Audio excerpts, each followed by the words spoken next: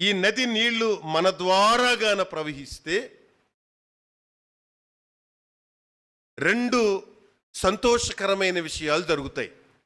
ఒకటి, నీలో నాలో జీవము కలిగినటువంటి ఈ దేవుని నది అనే వాక్యం ప్రవహిస్తూ వస్తే, ఈ నదిలో మనలో ప్రవహిస్తే, కాలువల ద్వారా మనలో ప్రవహిస్తే, ఒక్కటి పరలోక పట్టణం సంతోషిస్తుంది, రెండవది సంఘము సంతోషిస్తుంది.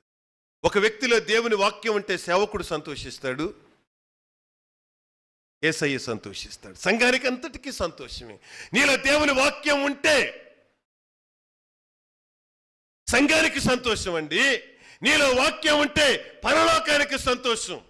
బైబిల్ గ్రంథములో ఉంది కదా, ఒక పాపి మారు మనసు పొందితే భూలోకంలో పరలోకంలో గొప్ప సంతోషం, పరలోకంలో గొప్ప సంతోషం.